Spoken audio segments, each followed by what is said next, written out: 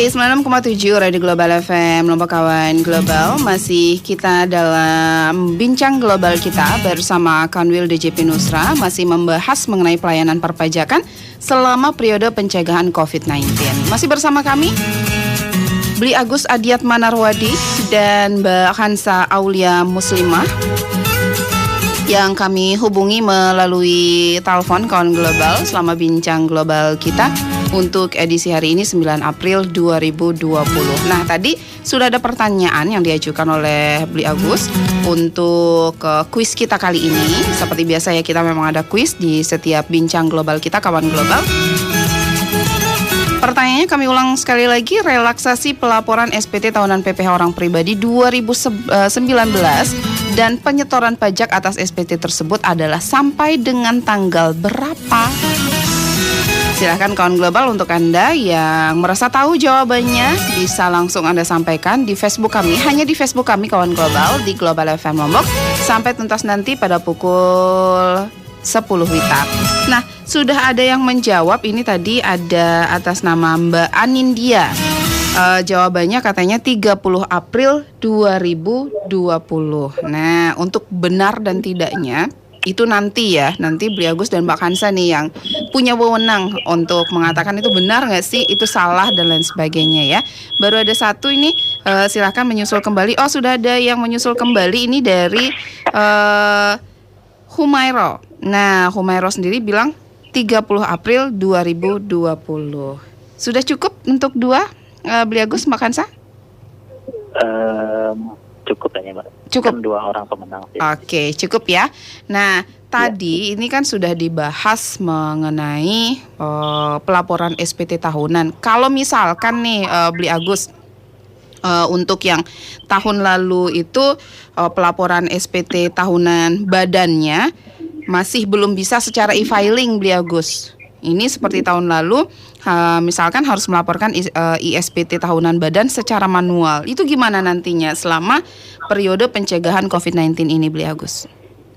Oke, jadi gini Mbak Tika, bagi wajib pajak badan ya yang memang sebelumnya manual untuk pelaporannya dan belum sama sekali menggunakan e-filing, jadi itu masih bisa dilaporkan melalui pos tercatat.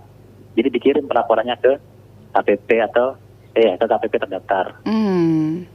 Jadi yang sudah pernah e-filing, dia wajib e-filing. Oke. Nah, tapi kalau memang dia memang belum pernah sama sekali menggunakan e-filing, itu masih bisa manual dan dikirim melalui pos tercatat tadi, Mbak Tika. Baik, nah jadi bisa melalui pos ya. Semua sudah dipermudah ya, Bli Agus ya. Baik, Kawan Global dan Bli Agus, tadi memang sudah dibahas yang mengenai pelaporan SPT tahunan. Terus untuk pelaporan SPT masa ini gimana nih, Bli Agus? Baik, untuk yang pelaporan SPT masa itu yang secara langsung melalui KPP atau KP2KP kan memang tidak diterima. Jadi harus dilakukan melalui e-filing. Oke. Nah, sementara itu untuk SPT masa yang sesuai ketentuan belum wajib disampaikan secara e-filing, itu bisa melalui pos tercatat.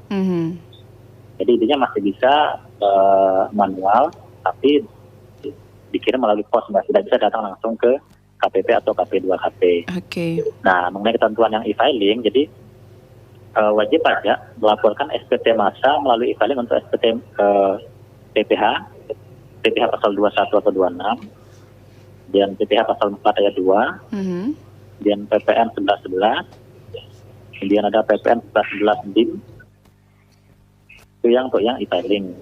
Nah, kemudian untuk yang melalui pos tercatat, jadi SPT masa yang sesuai ketentuan memang belum wajib disampaikan secara e-filing, bisa mengirimkannya ke KPP terdaftar.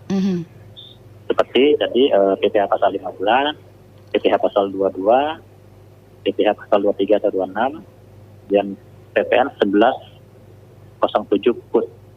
Nah, sementara itu untuk relaksasi pelaporan sampai dengan 30 April 2020 diberikan hak SPT masa PPh pemotongan atau pemungutan masa Februari 2020.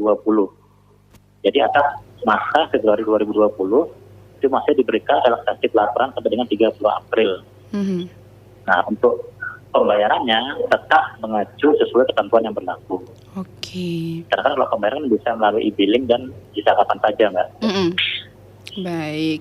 Nah, Mbak Kansa, kalau misalkan nih ya ada kawan global kita ingin membuat NPWP, tapi kan nggak bisa langsung ke kantor pajak tuh. Prosedurnya kayak gimana nih Mbak Kansa? Nah, untuk layanan permohonan NPWP itu dilakukan secara elektronik melalui laman https://erek.pajak.go.id. Kemudian apabila ingin dikukuhkan sebagai PKP atau pengusaha kena pajak, dapat mengajukan permohonan melalui pos.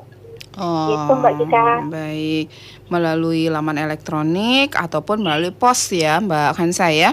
Nah, kalau misalkan nih Beli Agus mengenai pengajuan sertifikat elektronik ini gimana nih Beli Agus?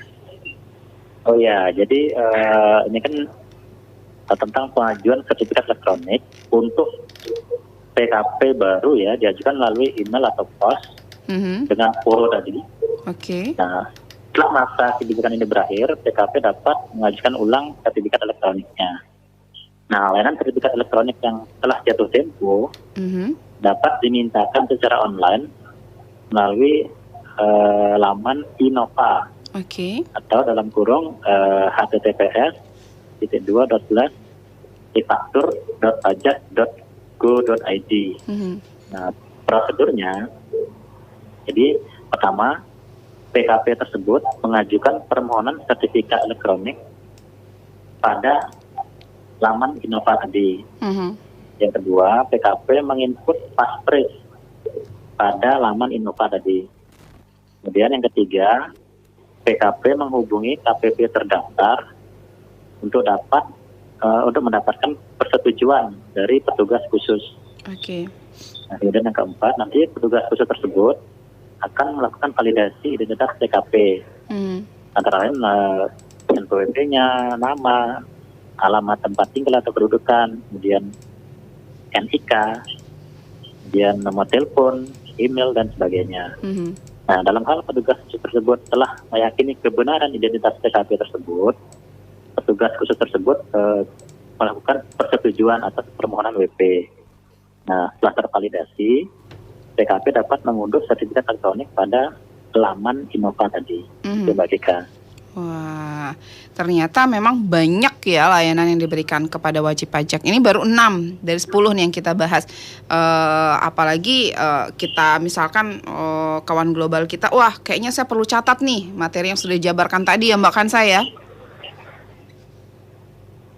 Halo Mbak Kansa. Untuk lebih lengkapnya, nanti kawan pajak dapat mengakses di www.pajak.go.id/COVID-19 untuk mendapatkan informasi terbaru terkait pelayanan DJP dalam pencegahan penyebaran COVID-19.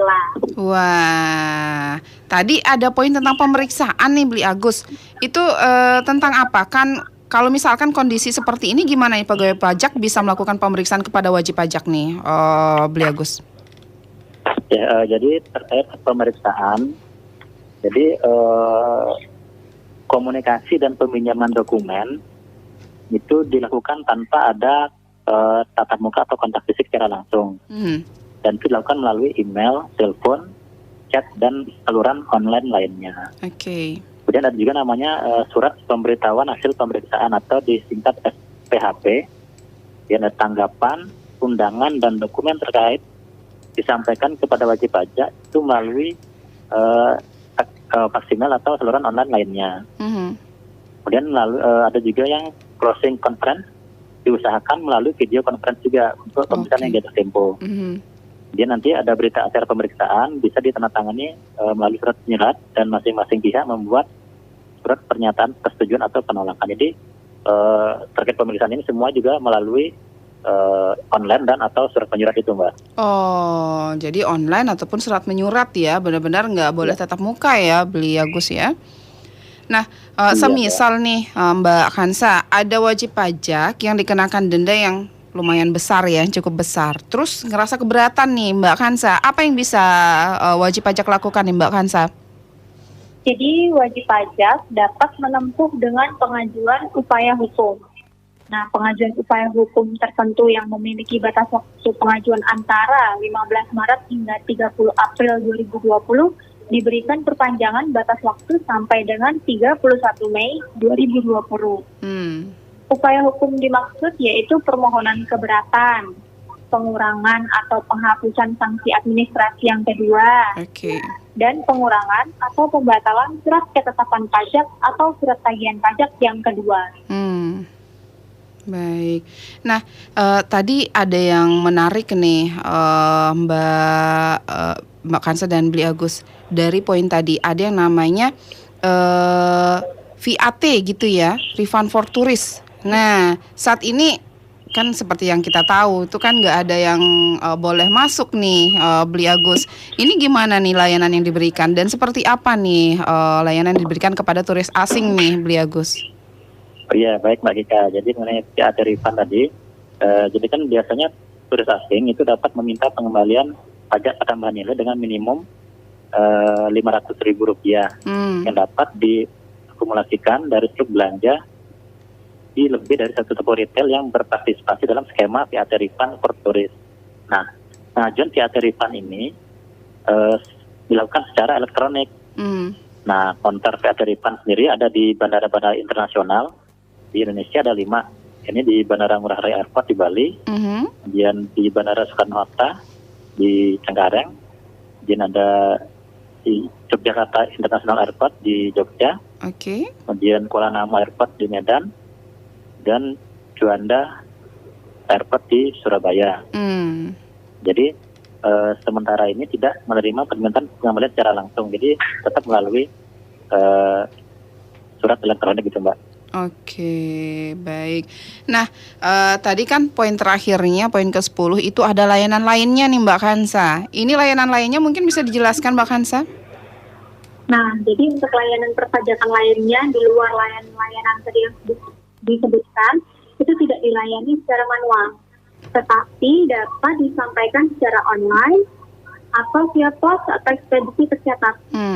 Layanan konsultasi tatap muka melalui helpdesk ditutup sementara. Layanan diberikan melalui saluran lain seperti telepon, email, chat, video conference, atau sarana online lainnya. Jadi layanan lain itu serba online semuanya ya. Ditiadakan. Ditiadakan tatap muka ya untuk sementara ya. Semoga keadaan segera membaik ya Mbak Kansa dan Bli Agus ya. Nah, sebelum kita tutup nih untuk pertanyaan tadi, jawabannya apakah benar semua ini Bli Agus?